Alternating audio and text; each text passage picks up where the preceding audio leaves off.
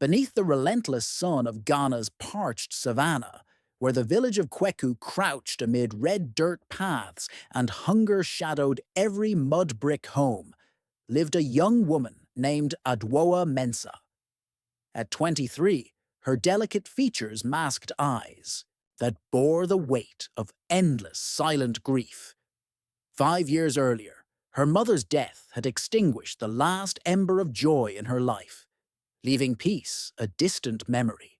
Her father, Kwame Mensah, once a gentle farmer whose hands were roughened by toil in the yam fields, had transformed into a bitter, gin-soaked shell of a man. As if that weren't punishment enough, he'd married a spiteful woman named Efua Boteng, 41, whose hatred for Adwoa blazed fiercer than the midday heat. Together, they turned her existence into an unrelenting ordeal, cooking over smoky fires, hauling firewood across the dusty expanse, scrubbing the compound, laboring in the fields from dawn to dusk, only to collapse at night with an empty belly. The villagers of Kweku whispered their pity, their voices trailing her like the wind, but none dared challenge Kwame's fury. His rage was a tempest too fierce to face. Then came Kofi Amponsa, a 26-year-old wanderer from the vibrant chaos of Accra. His faded shirt hung loose on his wiry frame, his sandals were worn thin at the soles, but his sharp brown eyes caught every detail. For 3 months, he'd sweated on Kwame's sprawling farm, hacking through tangled undergrowth, planting maize, lugging heavy baskets beneath the scorching sun. Yet when payday arrived, Kwame's promises dissolved into the air. "Next week I'll settle you," he'd grunt, rubbing his stubbled jaw. "When I sell the harvest." But the weeks dragged on, and Kofi's hands stayed empty. One blistering afternoon, drenched in sweat and simmering with indignation, he strode up to the sagging porch of the Mensah home. "Sir, please," he said, his voice tight with weariness. "I need my money today." Kwame narrowed his eyes, then let them drift to Adwoa, who stood sweeping the yard, her frame bent with exhaustion. A harsh laugh rasped from his throat. "You want money?" he asked, his tone laced with venom. Kofi nodded, unwavering. "Yes, sir. I've worked 3 months. Pay me, please." Kwame's grin twisted, dark and cruel. "Take that girl instead," he said, pointing at Adwoa. Kofi faltered, puzzled. "Take who?" "My daughter," Kwame sneered. "She's good for nothing. Let her go with you to the city. That's your wages." Adwoa's heart splintered. The broom slipped from her grasp, clattering onto the cracked earth as she stared at her father. "Papa, please no," she begged, her voice cracking. "Quiet," he bellowed, his face contorting with anger. "You should be thankful someone'll have you." Efua folded her arms, a smirk curling her lips. "Fine by me. One less burden. To feed." Adwoa dropped to her knees, tears carving trails through the dust on her cheeks, her body quaking as she pleaded, but her cries were swallowed by indifference. No one cared. No one heard. Kofi watched her, his chest tightening. She was shattered, yet her beauty shone through not just in her soft features, but in the faint spark of resilience flickering within, her soul. "She's extraordinary," he whispered to himself. "What was that?" Kwame snapped. Kofi straightened, meeting his gaze. "I'll take her." In that moment, Adwoa's world flipped upside down. With tears blurring her sight, she gathered her scant possessions into a worn cloth sack. No one offered a farewell embrace. No one murmured a prayer for her. Her little half-brother, 8-year-old Yaw, lingered by the yam shed, his small frame trembling with quiet sobs as he waved a shaky goodbye. Adwoa trailed Kofi to the city, her steps heavy with dread. The journey to Accra was a grueling trek, the rickety trotro rattling through dusty villages, past baobab trees and sun-scorched, Plains. Adwoa pressed herself against the window, staring at the boundless horizon, her emotions a tangled knot. She was abandoning the only home she'd known, a place of torment, yes, but familiar. Now, an uncertain fate loomed, and her heart breathed. A silent plea. God, please don't let this man be harsh like my father. Grant me rest. I'm so tired. Kofi sat beside her, mostly mute, his gaze fixed forward, lost in thought. Now and then, he'd steal a glance at her and sigh, noting how fragile she seemed, how the burdens of her past weighed down her slight figure. At last, they rolled into Accra, a whirlwind of concrete towers, honking taxis, and bustling crowds, a jarring shift from Kweku's stillness. Adwoa gripped her sack tighter, hiding her awe. She'd never seen a city before. They boarded a noisy motorcycle taxi that darted through the streets, halting at a quiet lane lined with vibrant hibiscus blooms. Kofi paid the driver and led her down a shaded path to a sturdy wooden gate. He knocked, and soon the gate swung open. Adwoa's breath hitched. The compound beyond was broad and immaculate, the main house a striking blend of white plaster and red tile that gleamed like a vision from a tale. Neat rows of flowers edged the path, and a small fish pond glimmered in the corner. They passed the grand residence and stopped at a tidy, modest building tucked behind it, a one-room quarters with a simple sitting area, a compact kitchen, and a bathroom. "This is my place," Kofi said, a faint smile softening his face. Adwoa looked around, absorbing the clean mud walls and calm air. "I just got a job as a watchman a few days ago," he explained. "The owner's kind, she lets me stay here for free." Adwoa's eyes widened. "Really?" "Yes," he nodded. "She lives in the big house with her only daughter. Said I can stay as long as I guard the compound." Adwoa took in the small home again. It wasn't grand like the main building, but to her it was a haven, a roof that didn't drip, a door that bolted shut, a mat with a clean blanket. It outshone the damp corner she'd slept in back in Kweku's kitchen. A hesitant smile flickered across her lips, the first in years. "If this is God's will for me," she murmured, "then so be it." Kofi tilted his head. "You're okay with this?" She nodded. "Yes, I feel peace, something I've missed for so long." 2 days later, Adwoa stirred awake to the rich scent of frying plantains drifting from the kitchen. She blinked, the morning sun filtering through the slatted window, casting a warm glow over the room. For the first time in years, she'd slept. Deeply, no shouts, no blows, no fear, just quiet. She stretched, savoring the stillness, then padded into the kitchen. Kofi stood at the stove, flipping golden slices in a pan. "Good morning," she said softly. He turned, grinning. "Morning, Adwoa. Made breakfast, hope you slept well." She nodded, a shy smile breaking free. "Yes, like a child." They shared a gentle laugh, the sound light and unfamiliar to her ears. After eating, Kofi said, "Get dressed. I want you to meet someone." "Who?" she asked, curiosity sparking. "You'll see. Just wear something simple and neat."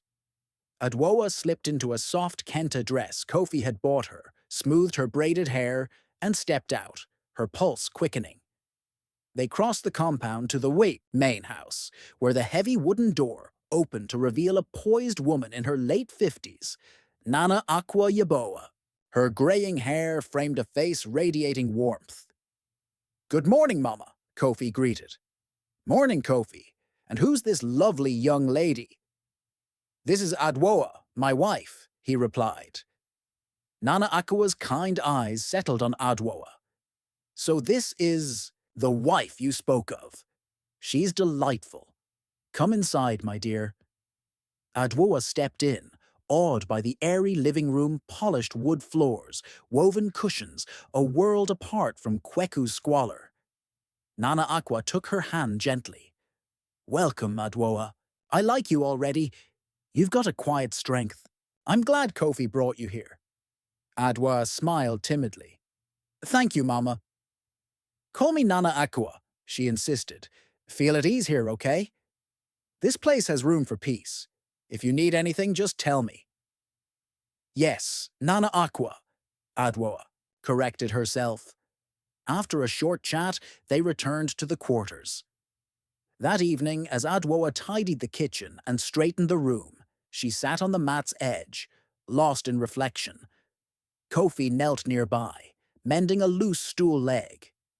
Kofi, she called softly. Yeah, can I tell you something? He looked up, attentive. Of course. She twisted her fingers, then sighed. When my father told me to go with you, I felt worthless, like I'd been thrown away, like I was nothing to anyone. Kofi rose slowly, his gaze steady. I was terrified you'd be worse than him, that you'd shout, beat me, or treat me like a servant. Her voice wavered, tears welling. But you didn't. You gave me peace, space, respect. You even cooked for me. She wiped her cheek with her sleeve. I just want to say thank you. I don't regret coming here anymore. Maybe this was God's path. Kofi sat beside her, taking her hand gently. I'd never hurt you, Adwoa. That's not the man I want to be. He paused, then added, You know something? I liked you from the first day I saw you on the farm. Her eyes widened. Really? Yes, he said, a soft smile breaking through. I wanted to speak to your father, but I was scared he'd chase me off or mock me because I had nothing. But when he told me to take you instead of paying me, I was shocked, yet inside, I was glad. It felt like a chance opened up. Adwoa looked down, absorbing his words. I don't love you yet, Kofi, she admitted quietly. I know, he said quickly. And I'm not rushing you. She nodded. But I like how you treat me like I matter, not a burden, like a gift. He grinned. Because you are, Adwoa. You're a gift, just hidden in the wrong place. She laughed softly, brushing away a tear. For the first time, she felt seen. And though love hadn't fully taken root, something precious, respect, peace, trust had begun to grow. A month later, Adwoa's days began to brighten. She cooked in the quarters, trying new dishes she scribbled in a small notebook Kofi had given her, her confidence blooming. One sunny afternoon, as she helped Nana Aqua carry baskets of market goods into the main house, the older woman beckoned her. Adwoa, sit with me a moment. Adwoa wiped her hands and joined her, curious. Nana Aqua smiled. Kofi told me something nice about you. What's that? Adwoa asked, tilting her head. He said you're a wonderful cook, and I agree. You've been a blessing here. I see your heart humble, hard-working. Adwoa blushed. Thank you, Nana Aqua. My cook's gone to visit family in Kumasi, Nana Aqua continued, and I need someone I can trust to take her place. I've watched you, dear, and I think you're the one. Adwoa's jaw dropped, tears pricking her eyes. Oh, Nana Aqua, thank you. You're so good, God bless you. I don't know what to say. Nana Aqua patted her hand. You've earned it. You're a fine soul. Still trembling with joy, Adwoa ventured. Can I tell you something? Of course, child. I've been wanting to earn money not just for clothes or things, but to go to school. I dream of university. Nana Aqua's face lit up. University? Oh, Adwoa, I love education, especially for girls with vision. That's a beautiful dream, and I'm proud of you. Adwoa's heart swelled. Thank you so much. She dashed back to the quarters, her sandals slapping the earth. Kofi! Kofi! She shouted, bursting with excitement. He emerged, startled. What's wrong? Why are you yelling? You won't believe it, she beamed. Nana Aqua wants me to be her new cook. She'll pay me monthly, and when I told her I want to go to university, she was thrilled. Kofi swept her into a hug. That's my wife, my brilliant, hard-working wife. Adwa laughed, flushing. Oh, Kofi, stop it! No, I mean it, he said, holding her hands. You've come so far from Kweku to here, from tears to joy, from rejection to triumph. She nodded, still grinning. It feels like a dream, and the best part, it's only starting. Exactly, he added, his eyes shining. That night, after a simple meal of jollof rice, they lay side by side, gazing at the ceiling. The day had been long and lovely, but Adwoa couldn't sleep, her mind racing. After a quiet stretch, she turned to him. Kofi? Yeah? He murmured, still staring upward. Can I ask you something? Anything. She took a deep breath. Why haven't you, touched me since I got here? Kofi blinked, caught off guard, then sat up slowly, leaning against the wall. You're right, he said, his voice calm. Most men might have tried that first night, but I'm not most men. I didn't bring you here to use you, Adwoa. I brought you here to care for you, to protect you. He paused, meeting her eyes. You've been through so much. I see it in you. Even when you smile. I don't want to add to that pain. Tears welled as he continued. I want you to be ready to love me first. When your heart's at peace, you can choose me. Not because you feel trapped or owe me, but because you want to.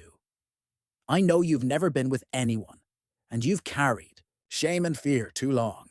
That night your father handed you over like nothing. It broke something in you. But you're not nothing, Adwoa.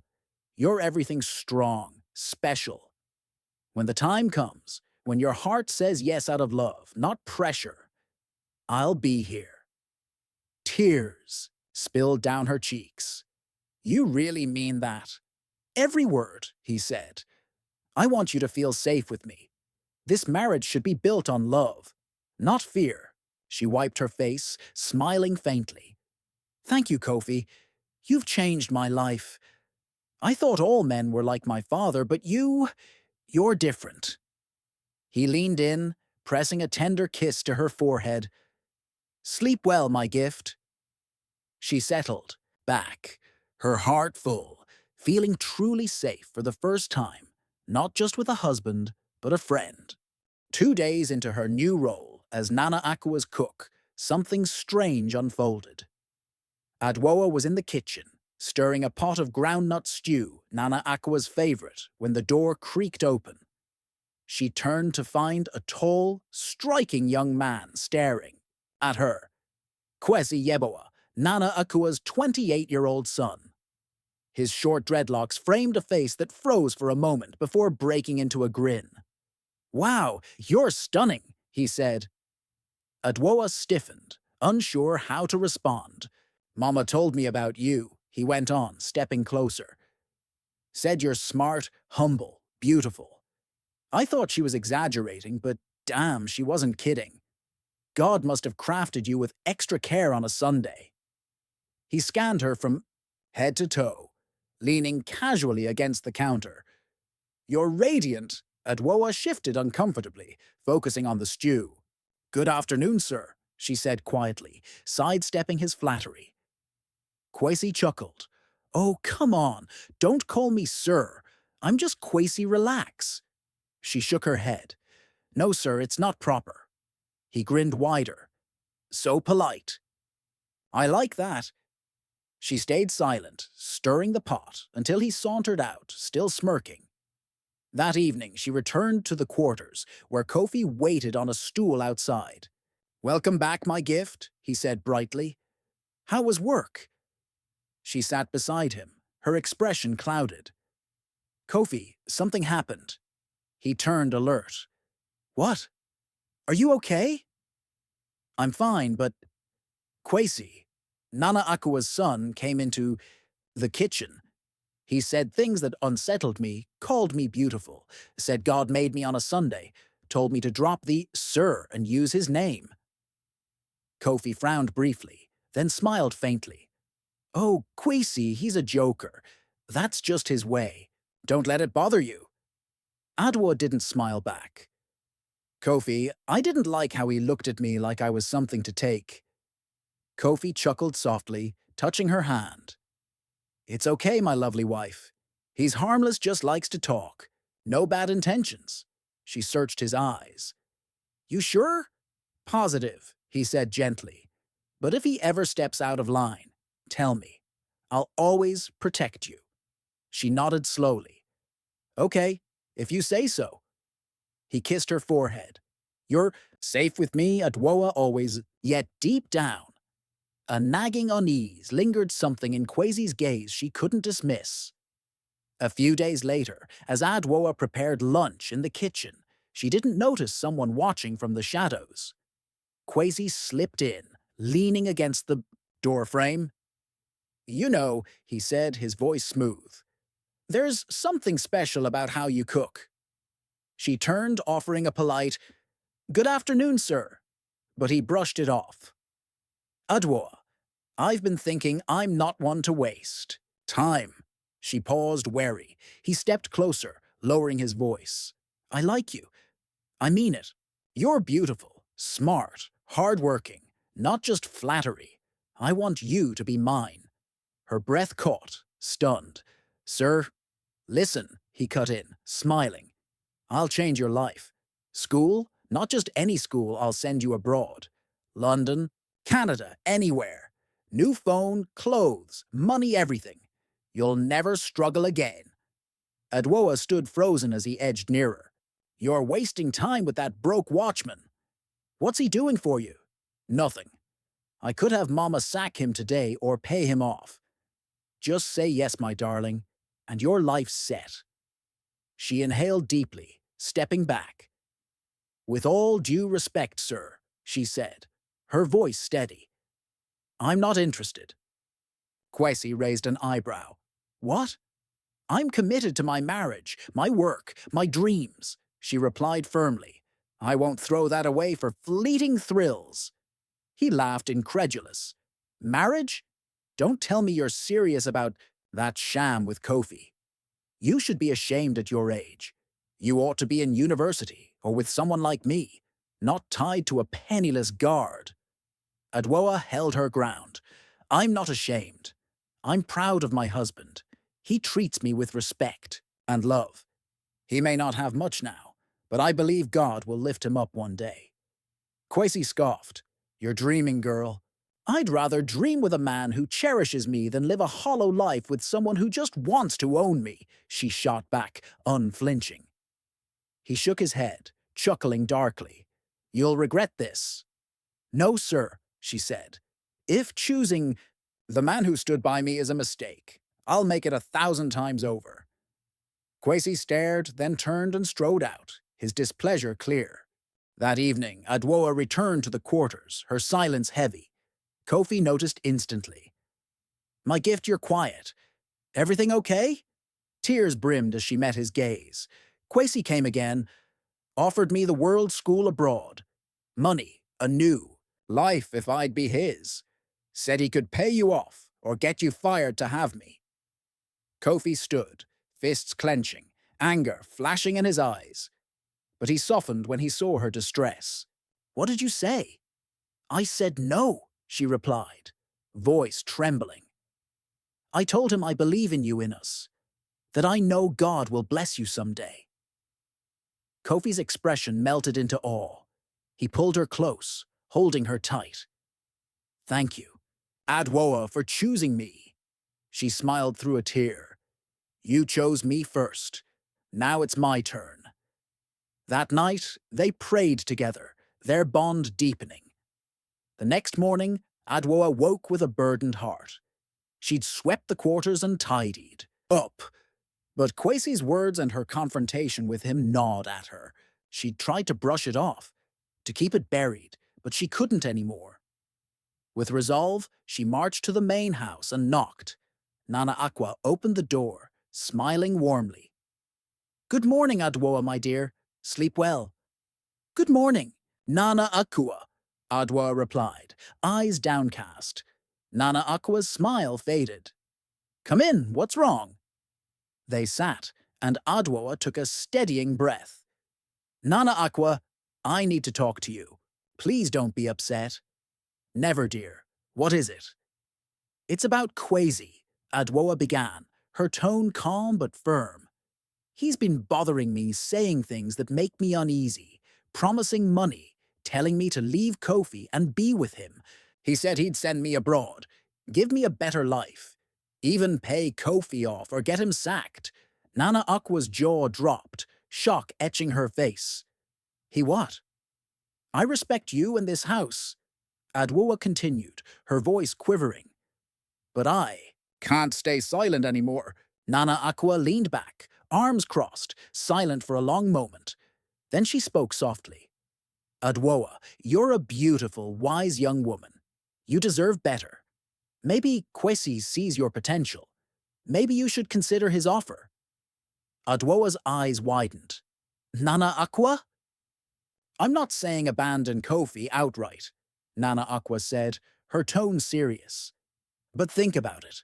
We can give you everything education, comfort. Kofi could benefit too. We'd pay him to step aside. It's a rare chance.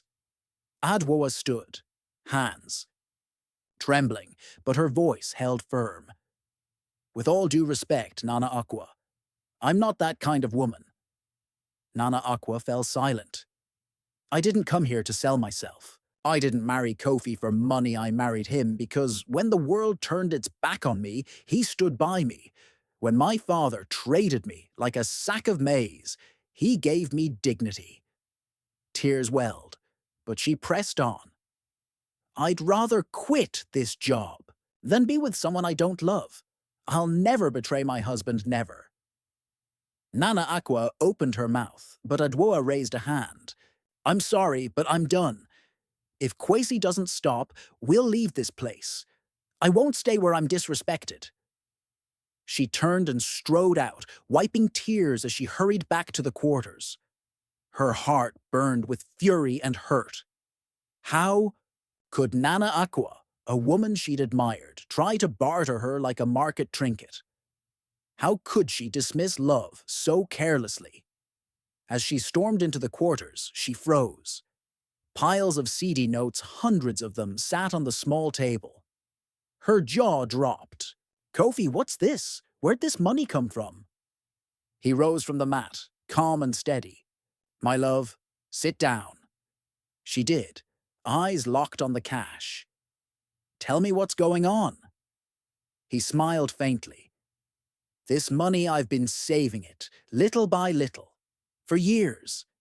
I plan to start a trade, my dream since I hit Accra. But today, seeing the woman you are, how you defended me, chose love over riches, I realized you deserve more.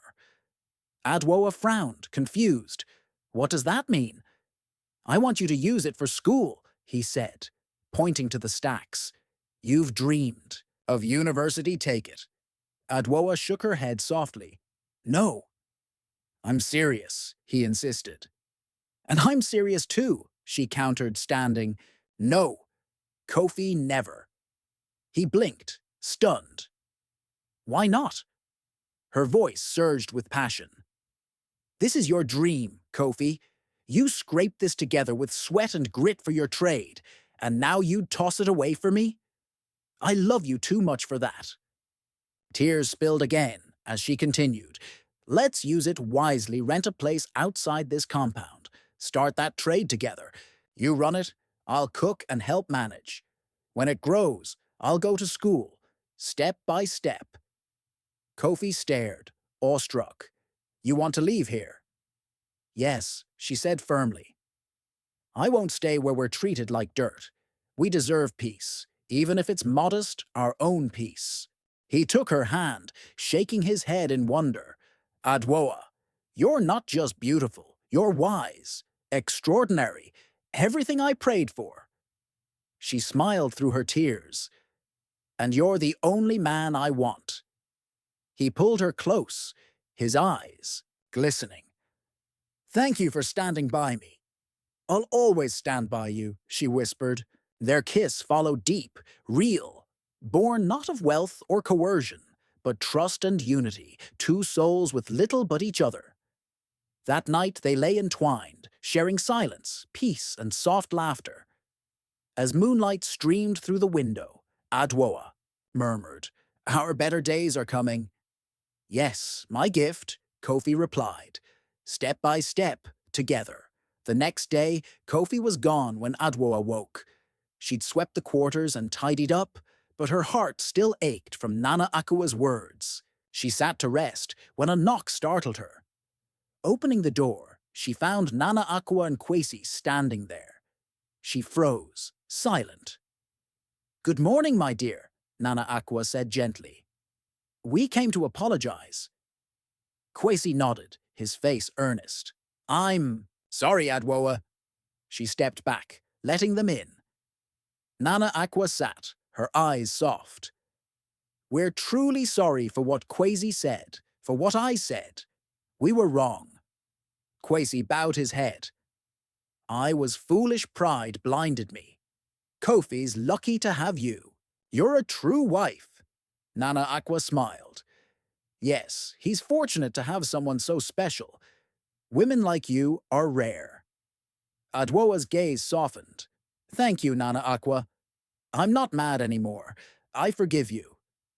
Nana Aqua's smile widened. Then she said something odd. "You're our wife, Adwoa." Adwoa frowned. "Your wife?" "Don't worry, dear," Nana Aqua said cryptically. "You'll understand soon."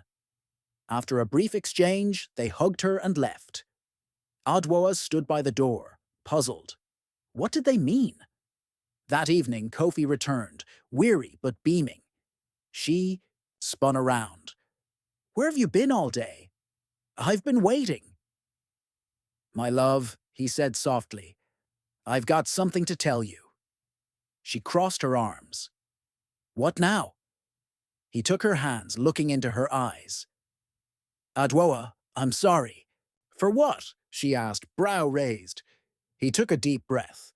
"For lying to you." Her face shifted. "Lying about what?" He sat, voice gentle.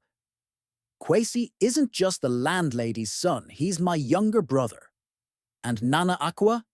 She's not my boss, she's my mother." Adwoa gasped. "What?" "I'm so sorry," he said, nodding. "I didn't mean to deceive you long.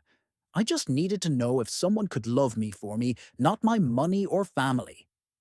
Guilt shadowed his face. "I've been hurt before women faked love for my wealth, then left when I wouldn't spoil them. I had to be sure." Adwoa sat reeling. "Kofi, that's a lot." "I know," he said. "You've every right to be upset. Forgive me." Silence hung. Then she smirked, teasing. "Fine. I forgive you, but you owe me." He laughed. "What do I owe?" "A car and a house for tricking me." He threw his head back, roaring. "That's nothing, my gift done." She giggled, leaping into his arms. "I love you, Kofi." "And I love you more, Dr. Adwoa to be," he replied, hugging her tight. Their kiss was fierce, unburdened by secrets. Words spread like wildfire. Kofi, the poor watchman, was a wealthy man. When Kwame heard, he nearly choked on his palm wine, eyes bulging. He scrambled for his phone and dialed Adwoa. "My daughter, forgive me," he groveled. "I was blind, I didn't see God had blessed you so. Let your stepsister come stay with you. Times are tough here." Adwoa sighed, her tone cool. "With respect, Papa, no. I forgive you, but I need distance from you and Afua. I suffered too much under your roof. If you need real help someday, call me, but don't bother me with foolishness. And take care of your cruel wife." She hung up, then looked skyward. "Thank you, God, for Kofi." Years later, Adwoa crossed a graduation stage in a white coat, a certified doctor. Kofi cheered loudest. "That's my wife, come here, you brilliant woman." After he enveloped her in a bear hug. "I'm so proud, my love. You're mine forever." She beamed. Thank you for believing in me and you, for everything. Best husband ever. He grinned. And you're my eternal gift. One calm afternoon, he drove her to a sprawling estate, stopping before a grand white house with carved gates. Why are we here? She asked. He dangled a keyring. Your house, my gift. She shrieked. Kofi, stop joking. I promised you a car and a house, here they are. She hugged him, laughing through tears. I've got news too, she said, stepping back. What? He asked, grinning. I'm 3 months pregnant. He froze, then whooped. Adwoa, for real? Yes, she laughed. We're having a baby. He lifted her, spinning her joyfully. God, thank you. I'll spoil you and our little one forever. Kneeling, he kissed her belly. Daddy loves you already. Adwoa smiled, teary-eyed. From rejection to royalty, she mused. My name really is Adwoa. Dear readers, what did this journey teach you? Share your thoughts below. We'd love to hear them. If this tale stirred you, give it a thumbs up, share it with friends, and subscribe. Tap the bell so you never miss our next story. Thanks for joining us. Stay blessed.